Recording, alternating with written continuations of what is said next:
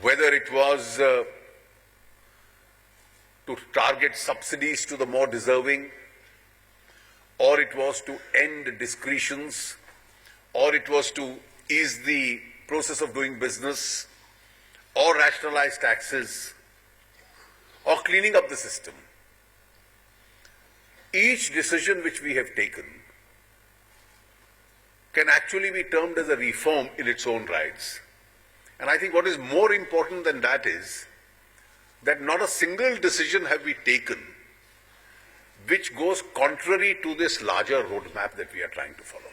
So as far as the direction is concerned, we are absolutely clear about it. The three changes that we made this year, each one of them was dictated by good reasoning. Why did the railway budget have to be discontinued and merged with the union budget? It was an exercise undertaken since 1924, a year in which the size of the railway budget was much bigger than the size of the union budget. Today, what we spend on national highways or what we spend on defense is bigger than what we spend on railways. And therefore, the rationale of continuing a separate budget for the railways and then packing it with populist announcements which historically were not implemented was not considered a very useful exercise. So railways would be treated as any other infrastructure and service industry, which also requires to be improved, invested in, made more competitive. Advancing the date was dictated by a reasoning that there was nothing sacrosanct about the 28th of February. Earlier, the timing used to be 5 p.m. because it was linked to the GMT timing. And we continued that practice for almost 50 years. So the government had changed the timing, and therefore the date had to be advanced because you wanted the expenditure to start in Q1 rather than wait for Q3 because of monsoons intervening.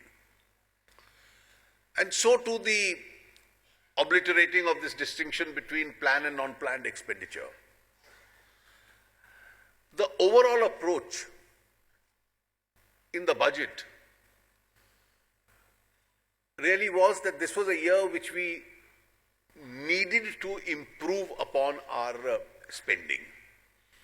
Fully conscious of the fact that a bulk of the spending has to come from the government, and that spending is really required to spur growth and create an environment in which eventually the private sector would also pick up. And our priorities were also very clear. We had to concentrate on agriculture and the rural sector. We had to concentrate on infrastructure. We had to expand on the social sector schemes, particularly the more successful ones. And therefore, we went on that track. Almost everyone got bigger grants, and then we were, of course, constrained by the factor that we needed to have fiscal prudence. So in a period of 2 years and 8 months,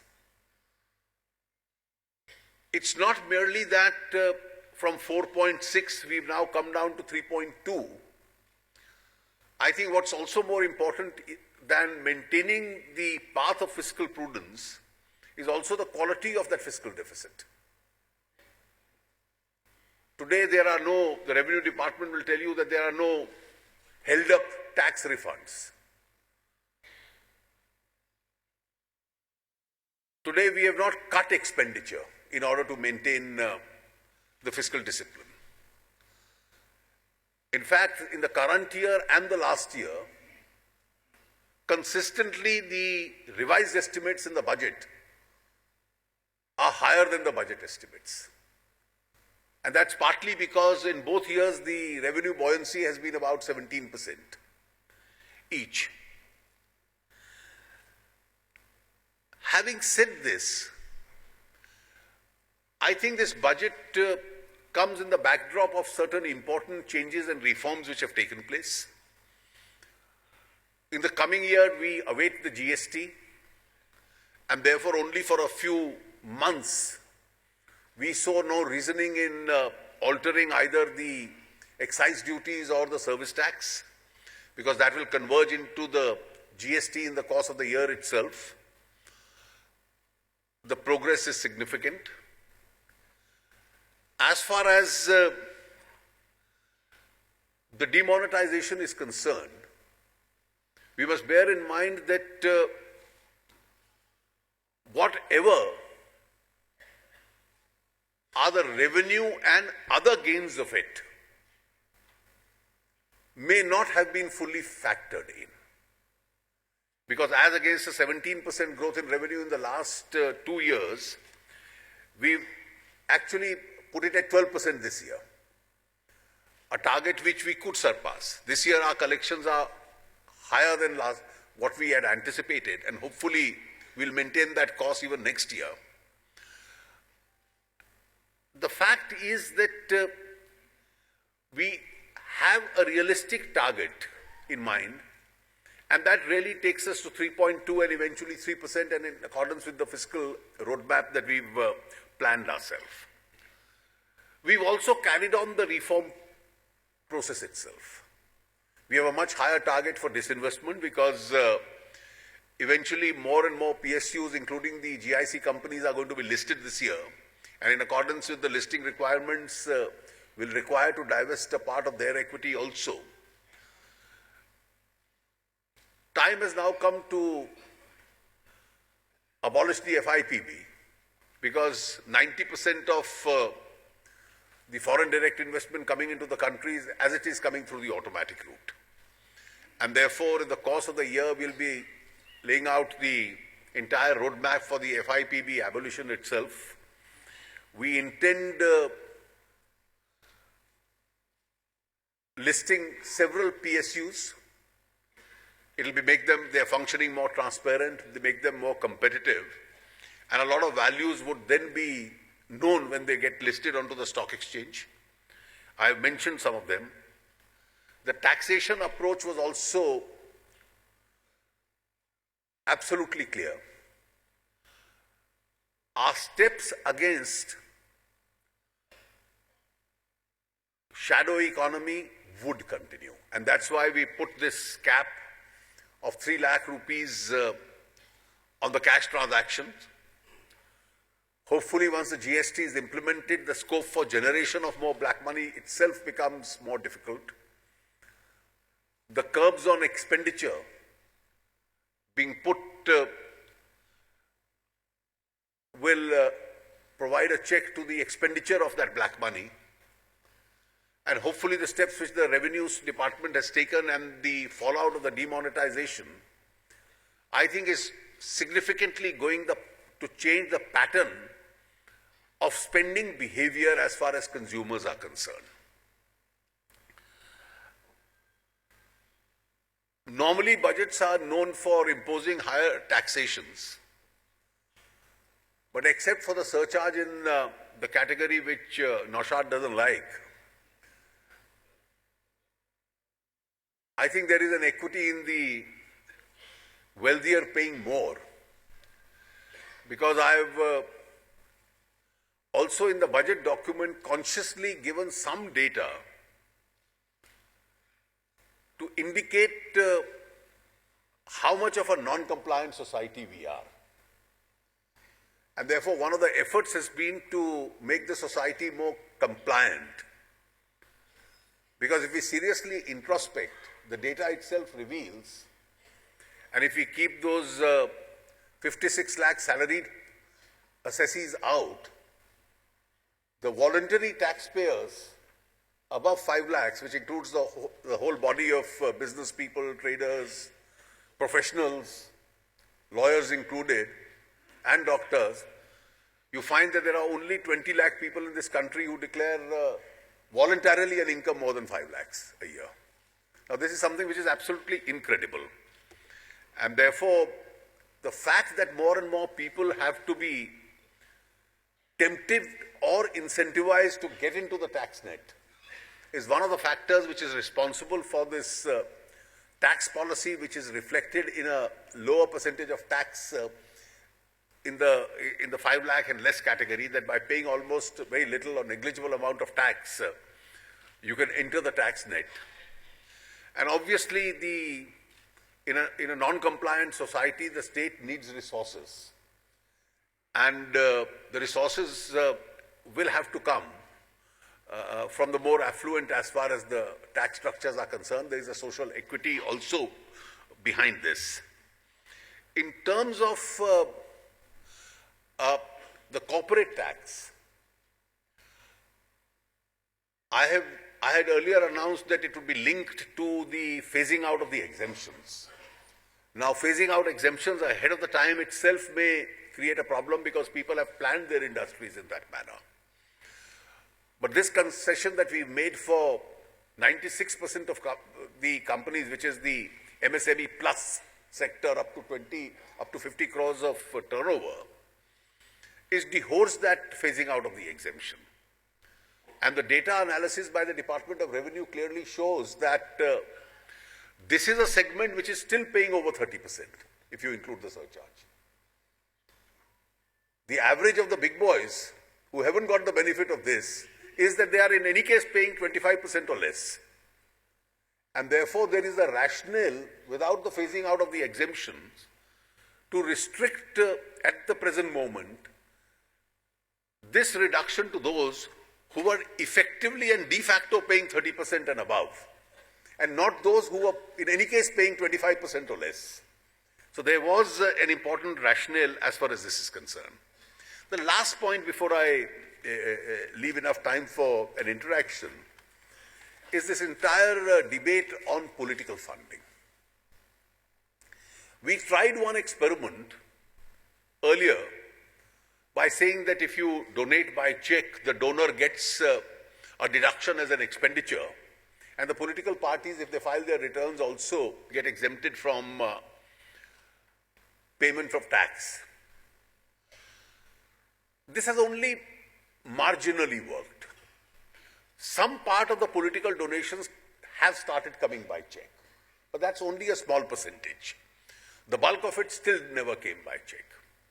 And therefore, our consultations with a very large body of people revealed that for good reason, the donors wanted to donate tax-paid clean money for a political system. After all, in a parliamentary democracy, elections are a part of democracy. Political parties are a part of democracy. So we've devised a system by which there is some element of confidentiality involved, but the money becomes absolutely clean. You can donate money to or contribute money to a political party by check. You'll be entitled to a deduction. We would like to incentivize people to give small donations in very large volumes through the digital mode. That's what's happening in other democracies in the world. I think that's a mode which requires to be encouraged. Election Commission suggested that reduce cash donation from one source to 2,000. We accepted that suggestion. If the Election Commission has any other suggestions, we are quite open to considering it.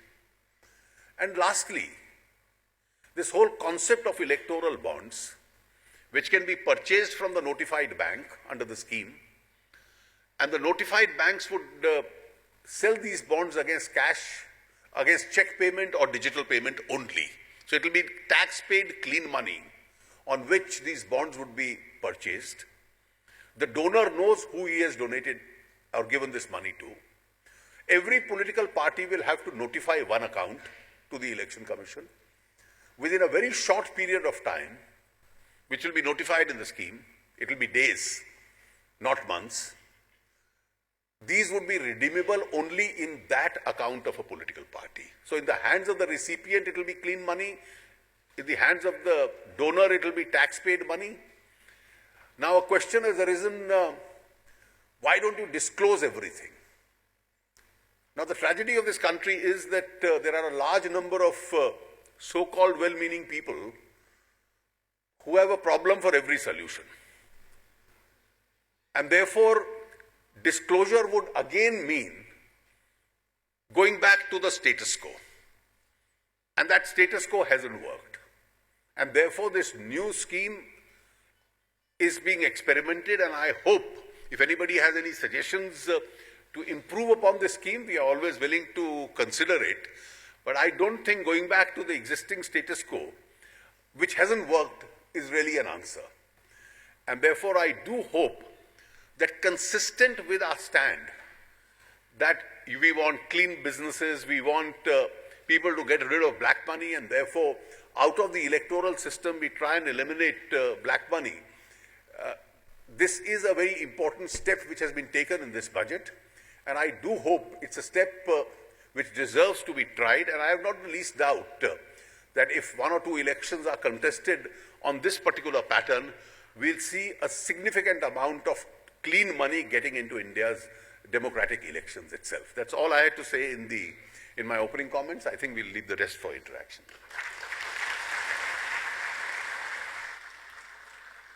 बहुत बहुत शुक्रिया माननीय श्री अरुण जेटली जी का. And now we will start our interactive session. We will take 10 questions, 2 questions each from SOCHM, FICCI, CII, PhD Chamber of Commerce and Indian Chamber of Commerce ICC. और इस interactive session के लिए सबसे पहले मैं एसओचएम से आमंत्रित करता हूं श्री राहुल गर्ग जी को, जो कि चेयरमैन है national council on direct taxes ASSOCHAM. Shri Rahul Garg. So this is the question on your comment on the society being largely non-compliant, and that is really significant revelation in the budget document and in your speech. In relation to that, we wanted to know that is there a measurement in your mind that on 10-point scale, what's the compliance today and what's our target, in what time we want to achieve that? Well, I won't give you any measure of it, but I think in some case facts speak for themselves. I would like each one of you to notionally in your own minds think in terms of what percentage of tax that we get as direct tax and what percentage what we get as indirect tax, and how much of it is really evaded. And if the evasions to that level didn't take place, then all these debates which take place every evening on television, would we have more money for the Indian army? Would we have more money for the Indian villages? So what you are actually evading as a society is what in terms of both security of the country, administration of the country, and for various developmental programs and poverty elimination programs is what we are denying to those people. So I don't want an answer, but everybody can make his own estimate of how much of indirect tax and how much of direct tax is really evaded. And if we had in terms of, at the end of the day, if you look at, you are spending a couple of lakhs of crores every year on developmental activity in this country. Now, easily this amount could be multiplied. And it would be multiplied in those sectors which needed it. And that's the answer to your question. Thank you. Now the next questions come from FICCI. मैं अनुरोध करता हूं doctor Jyotsna Suri, chairperson and managing director the Lalit Suri hospitality group. Doctor Jyotsna Suri. Namaskar, sir. Granting of infrastructure status while highlighting its employment potential to affordable housing is a welcome move, sir. In your budget speech, you acknowledge the role of the tourism industry in job creation. In view, may I once again, on behalf of the tourism and hospitality industry, request a similar sympathetic consideration to grant us the infrastructure status. This, sir, will boost the growth of the industry and in turn generate more employment. Well, I think it all depends on how much the system can absorb. I see merit in what you say, and we'll take note of it. Thank you very much, sir. और मैं आमंत्रित करता हूं श्री विनायक चटर्जी को CII की तरफ से, जो कि चेयरमैन है CII national committee on infrastructure and PPP and chairman feedback infra private limited, Shri Vinayak Chatterjee.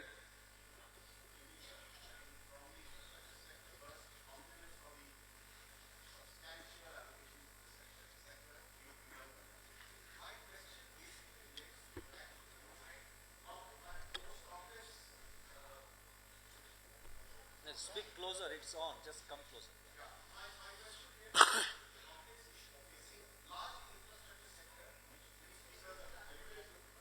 Second mic. Yeah. Is this better? Okay. Sir, Right person. thank you. Sir, my question largely relates to the very complex and knotty problem which has been alluded to, which is the twin balance sheet problem. Very high level of stressed NPAs in banks and very stressed corporate balance sheets, which are impeding the infrastructure sector and, more importantly, impeding the ability of private sector to come back with a bang on infra investments and PPPs. All of us have been trying to grapple with the solutions, but an interesting solution has been offered in the economic survey by the chief economic advisor.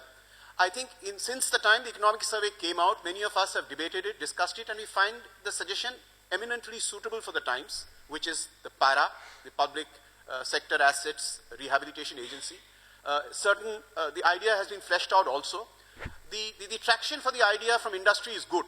And the question to you, therefore, sir, is what are your thoughts on carrying this suggestion forward? You see, the economic survey always carries and is supposed to carry, and it's a good thing that it does, ideas for a discussion and maybe eventual implementation, even if you can't do it immediately. And therefore, to that extent, we take that suggestion on board. Even otherwise, this whole suggestion which has been mooted of the bad bank, even earlier, now we'll take this suggestion on board for consideration. But eventually, what emerges out of the solution, I won't be able to comment at this stage. I don't want to get into a situation where the whole business of asset reconstruction, for which we've just had a large, we widened the policy, we've had a lot of investment coming into that sector, a lot of companies have come in. And while that is happening, we don't want a situation eventually to converge, that it eventually again becomes a government issue. And then the whole thing has to be supported only out of the budget and not otherwise. Let that sectoral activity which has expanded move on. We'll take that suggestion on board. It's also a possible solution.